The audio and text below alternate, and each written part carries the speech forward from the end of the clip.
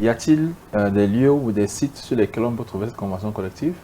Normalement, les regroupements, c'est-à-dire les syndicats, Oui, les corporations, ont les documents. tout à fait. Bon, nous n'avons pas la facilité de retrouver ça dans les plateformes de téléchargement sur Internet parce qu'il faudrait que ceux qui ont ces documents-là les mettent là-bas. D'accord, Voilà. d'accord, c'est tout à fait compréhensible. Oui. Bien, on va continuer à s'appesantir sur ce que le candidat doit savoir, c'est-à-dire les éléments à savoir sur l'entreprise, les informations à avoir sur l'entreprise avant son embauche. Les horaires de travail, ce n'est pas nécessaire? Les horaires de travail, c'est très important parce que le salarié doit savoir exactement que prévoit le règlement intérieur, à quelle heure le travail commence et à quelle heure le travail également va s'achever. Oui. Le travail doit également savoir si l'entreprise, bien que ce soit un droit et donc une obligation, il matricule ses employés. Oui. Parce que un travail qui n'est pas un travail précaire est un travail où on a au moins une sécurité sociale. Donc, si vous avez un emploi, même si vous touchez le million, si vous n'êtes pas immatriculé à la CNPS et que vous n'avez donc aucune garantie sociale, ce travail-là est un travail précaire. Tout à fait. Parce qu'il suffit que vous ne soyez plus là pour que tout le système s'arrête. Alors qu'avec l'immatriculation, dans le cas du Cameroun, c'est la CNPS, vous avez donc les prestations qui vous apportent des revenus complémentaires. Bien. Vous avez également des prestations qui vous apportent des revenus de substitution, Oui. comme la pension, vieillesse, invalidité et décès. Vous avez également la possibilité d'une prise en charge en cas d'accident de travail ou de maladie professionnelle. Oui. Bon, est-ce qu'on peut tester quelques obligations légales, les processus d'intégration? Bon, dans l'obligation légale, vous avez par exemple le contrat de travail. Oui, Parce que certains contrats de travail doivent être faits obligatoirement à l'écrit, comme on a dit ici. tout à fait.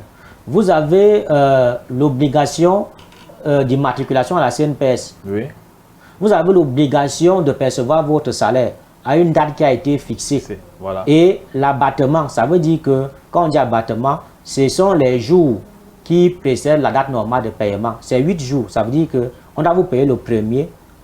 Au plus tard, le 8 du mois suivant, vous devez donc percevoir votre salaire. Après le 8 là, il y a déjà faute de l'employeur. Ça veut dire qu'il est encore dans les délais, dans les 8 jours, voilà, jusqu'au 8. C'est ça qu'on appelle l'abattement. Vous avez également dans des entreprises qui sont bien structurées, des obligations qui concernent les assurances complémentaires. C'est-à-dire qu'une entreprise peut valider une assurance complémentaire avec une structure privée qui apporte des prestations que la CNPS n'offre pas. Tout à fait. Et à ce moment-là, les employés, par exemple, vous voyez, quand ils sont malades, ils peuvent avoir des prises en charge gratuites ou alors de remboursement des frais de santé qui ont été dépensés pour eux-mêmes et même pour leur famille. Ça également, quand ça existe, c'est légal. Certaines entreprises également ont ce qu'on appelle les mutuelles en interne qui sont obligatoires et qui fonctionnent également dans le même style avec les obligations qui vont donc être profitables pour tous les employés. Très bien. Est-il obligé pour une entreprise d'offrir des profils de carrière aux jeunes recrutés et même des avantages? La pratique des avantages sociaux et ce que vous avez appelé comment? Profil de carrière. Le profil de carrière. En principe, ça doit être pensé avant même que les employés n'arrivent. Une entreprise normale pense de manière à anticiper le profil de carrière avant le recrutement. Pourquoi?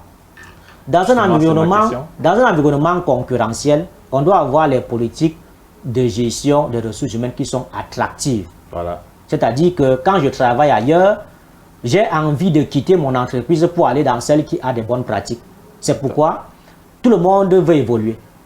J'ai l'habitude de dire que même le fou aspire quelque chose de grand. C'est pourquoi il peut changer de poubelle pour aller manger ailleurs. Alors, si vous avez une entreprise qui ne pense pas à l'avenir des employés en termes d'évolution professionnelle ou alors de carrière, il y a problème parce que ces personnes-là, elles resteront là simplement parce qu'elles n'ont pas encore trouvé mieux. Du jour au lendemain, elles iront vendre l'expertise ailleurs. Alors, si vous voulez donc les retenir, vous devez avoir des politiques de gestion qui sont attractives et qui permettent à ces personnes-là de ne même pas penser quitter une entreprise. Il y a des entreprises bien structurées. Les multinationales, par exemple, Fabrice, il y a des multinationales qui aident les employés à avoir des maisons. Ça veut dire que si vous êtes un bon salarié, on met en entreprise des avantages sociaux. Du genre, on vous donne un prêt pour vous construire. Et si on va donner 10 millions, et on se dit qu'on va récupérer 10 millions là sur 10 ans, parce que vous êtes encore un jeune salarié, et sur 10 ans, ça veut dire qu'on prend juste 1 million chaque année. Et on peut simplement diviser le montant de 1 million là, sur les 12 on mois. va pour les 12 mois, et on va combien on retient. Mais cependant, vous avez une maison construite en bonne et due forme, parce que l'entreprise vous a accompagné. Tout à fait. Comment quitter une entreprise comme celle-là pour aller chercher où? Justement, le meilleur, c'est où? C'est ce que j'allais dire. Alors qu'on est au bon endroit. Alors qu'on est au bon endroit, Ouais. effectivement. Très bien. Donc, vraiment, ce sont des critères clairs et vraiment objectifs. Voilà, vraiment des sélections qu'une personne qui cherche, qu'un jeune chercheur d'emploi devrait connaître avant d'être véritablement embauché. Donc, vu la rareté de l'emploi dans notre contexte, le candidat a-t-il vraiment un intérêt à connaître tout ceci lorsqu'on sait que certains employeurs outrepassent les bonnes pratiques en matière de recrutement sans être inquiété et que le candidat exigeant est souvent délaissé au grand mépris de sa compétence? Bien, la question est pertinente. On dit, vaut mieux savoir avant de voir. Oui, parce qu'il ne faut pas oublier que le travail chez nous est rare. Hein? Oui, le travail, il est rare. Voilà. Dans les amphis, je dis souvent aux étudiants, après le cours de droit du travail, allez sauver la nourriture.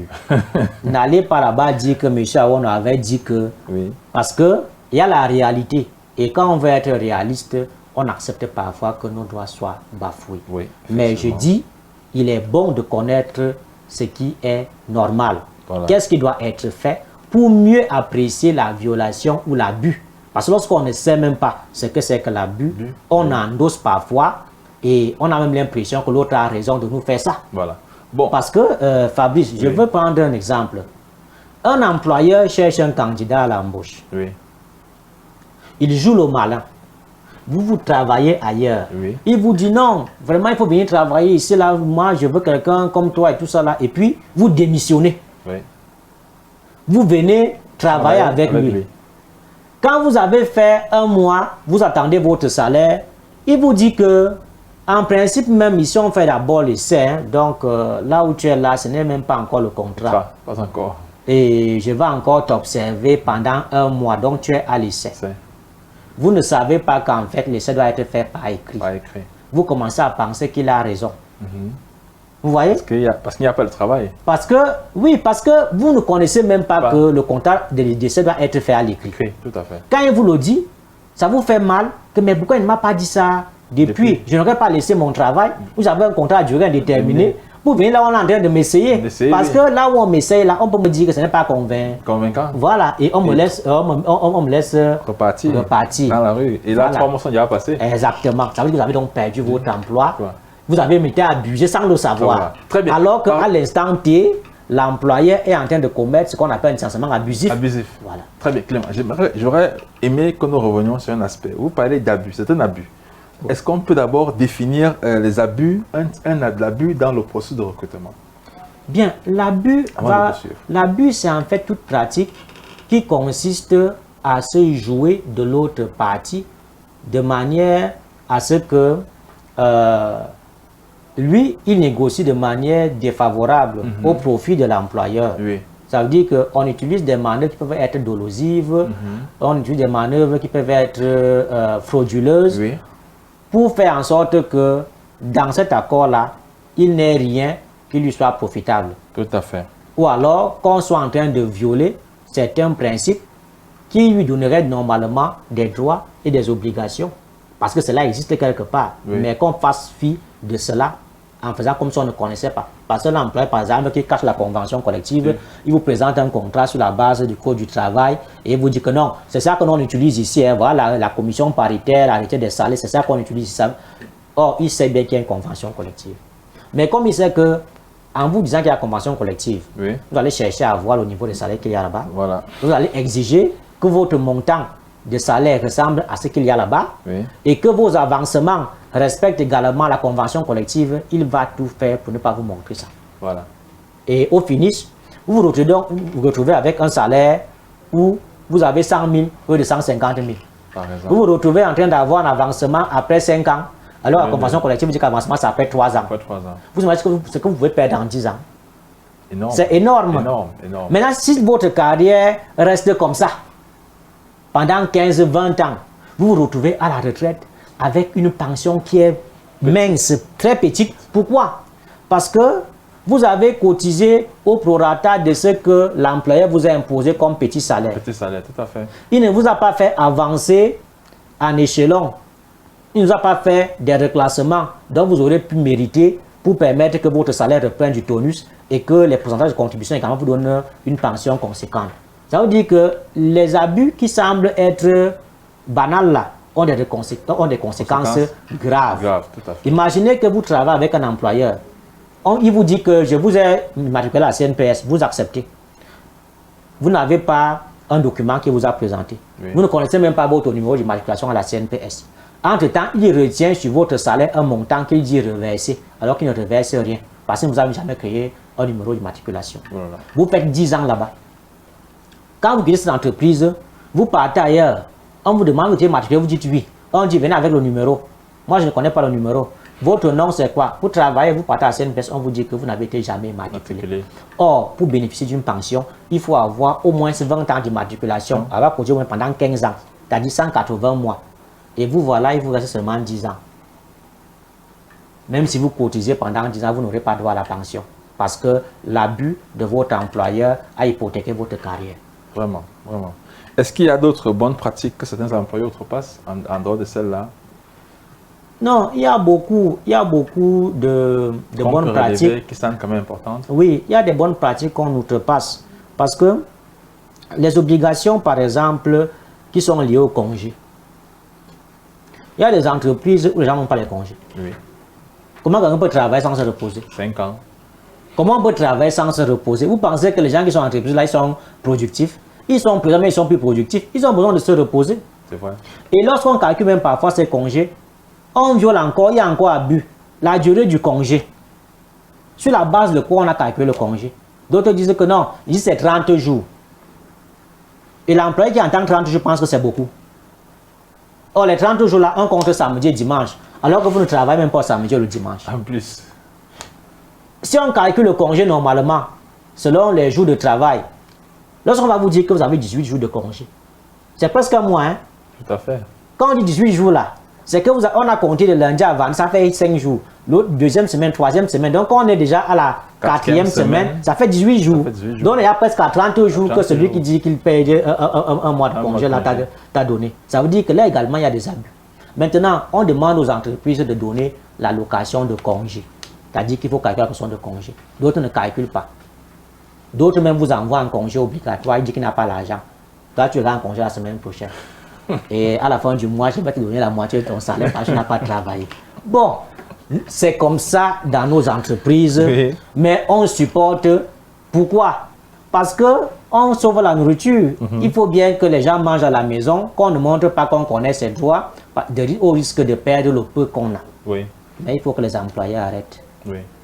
Quand tu as créé l'entreprise, tu connaissais à quoi t'attendre. Pourquoi ne pas appliquer la réglementation en vigueur pour que les salariés soient à l'aise?